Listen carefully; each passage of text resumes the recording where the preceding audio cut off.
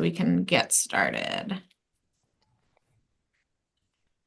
Okay, good afternoon, everyone. This is a meeting of the Revenue Subcommittee, and we have 3 bills on our agenda today.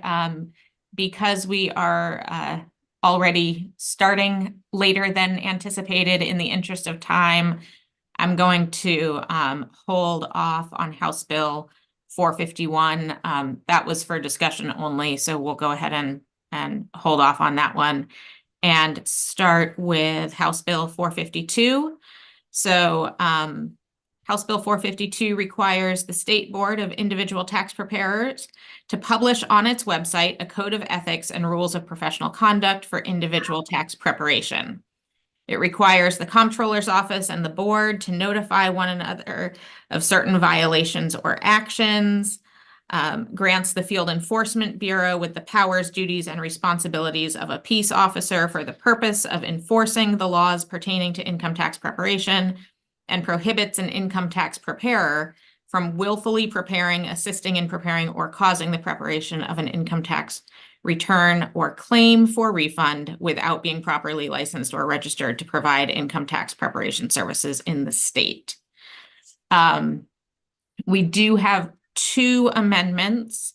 The first requires the State Board of Individual Tax Preparers to allow public input from the tax preparer community before posting the Code of Ethics and Rules of Professional Conduct required by the bill.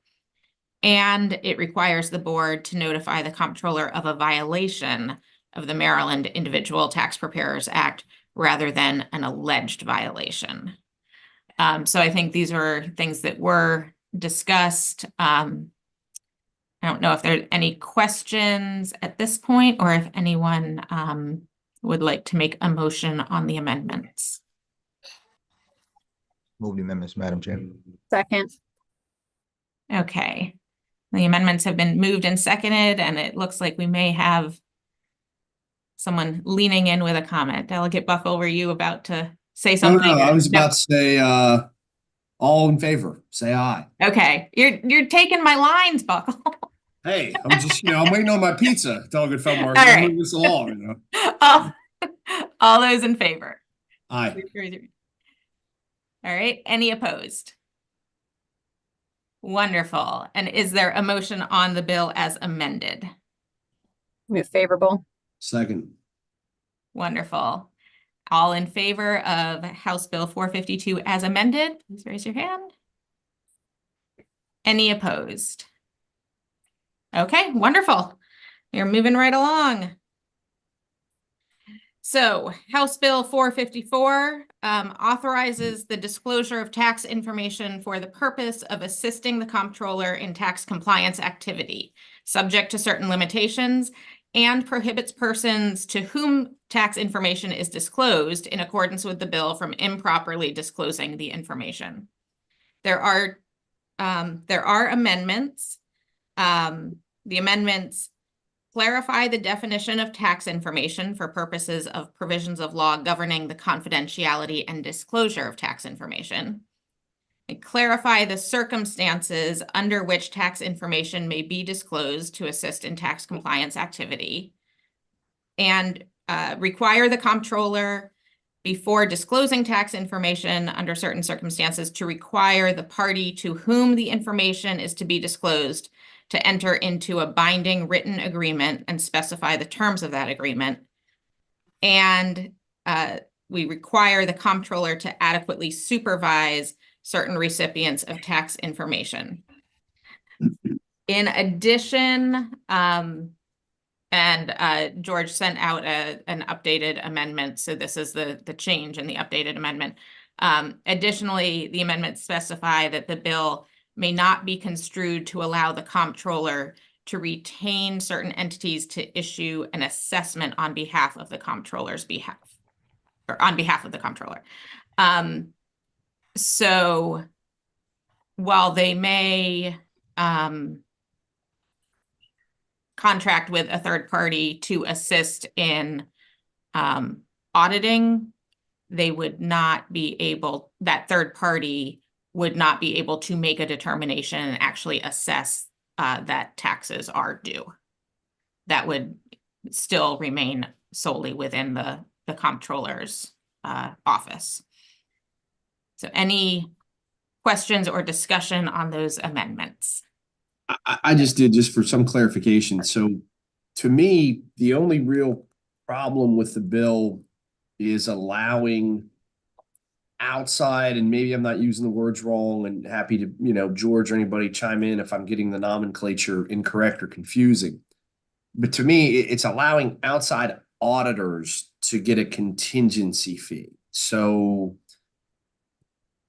I don't have any problem, and I don't think some of the business groups that testified about it have a problem of someone who is identifying potential leads, for want of a better term. I think that's the word that Comptroller Learman, who I've talked to a couple times about this, we have a longstanding, very good relationship. I don't think there's any problem with people saying like, hey, we've scraped data from different sources and concluded that there may be entities out there who are not reporting income that should be taxable in Maryland, and maybe you need to look into them. The issue is does someone come in and say, hey, we're going beyond, we're not only identifying, but then we're doing an auditing analysis of their tax rate. You're giving us their data, and we're going out and doing an audited analysis itself and making a recommendation back to the comptroller's office of, you need to hit these people with with an unpaid taxes amount, fine or penalty, and then we get a cut of that. And so that I guess is under the bill's amendments. When you talk about we won't let people issue an assessment, but we will let them assist in auditing. And I assume that's all still subject to the contingency fee possibility, although the comptroller said it's not definite they're going to do it that way, but they want the option. Would that be eliminated, the situation I described under the amendments, or would that still be allowed? Would the person be able to, we actually we found the target, we gave you information, we conducted a pencil audit, and then we recommend back to you, this is how much we think they have to pay up? So the comptroller's office, sorry to jump in. sure, no, go ahead, Mr. Hayes. Thank you. The comptroller's office would always be that final arbiter to issue the assessment. We would reserve the authority to let folks conduct audits and audit activities in furtherance of compliance goals on our behalf, but we will always be the one to issue that final assessment. We always check the work of our third-party partners, and I think that the amendments as written right now kind of memorialize that in this law. Is the contingency fee amount in those situations, is it determined or capped in the statute, or is that completely up to the discretion of the comptroller in entering into the agreement? We already have some contingency fee contracts in place, as do other state agencies. So we just want to maintain the freedom to do those type of procurements in the way that we've done them in the past. And I don't believe that having a ceiling or anything like that applies to other state agencies. And so we would just want to have that freedom to work with the private sector folks that are motivated sometimes by the contingency fee more so than a flat fee. Let's hear from Delegate Hartman.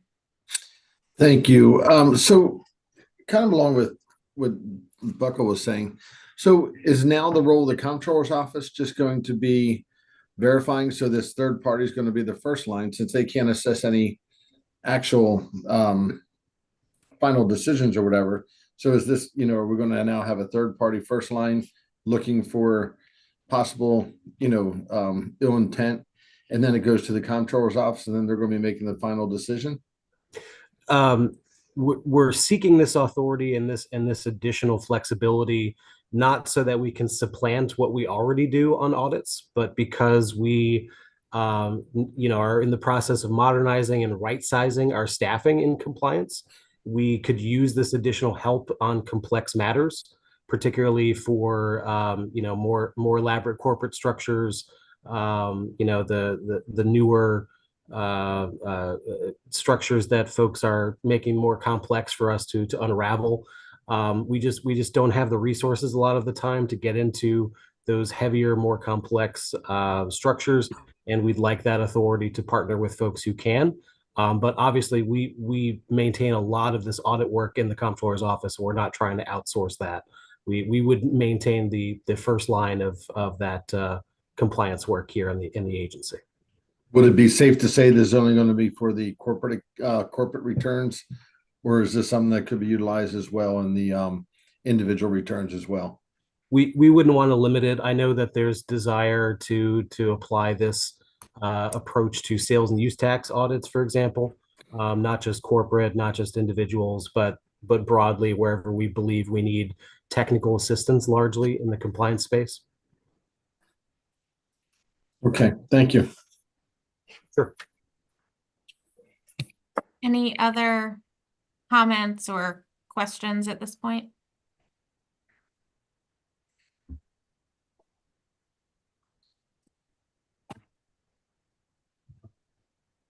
Okay, so I believe the amendments were moved and seconded.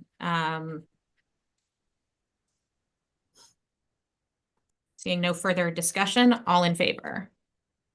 Of the amendments? On the amendments, I on the vote for the amendments. amendments. I think the amendments Yeah. make it better. All right. So we've got unanimous support on the amendments, and now is there a motion on the bill as amended? Move favorable. Second. All right, it's been moved and seconded. Any further discussion? All right, then all in favor, please raise your hand. And any opposed? All right. Okay. Thank you all. We will see you shortly in committee. Thank you.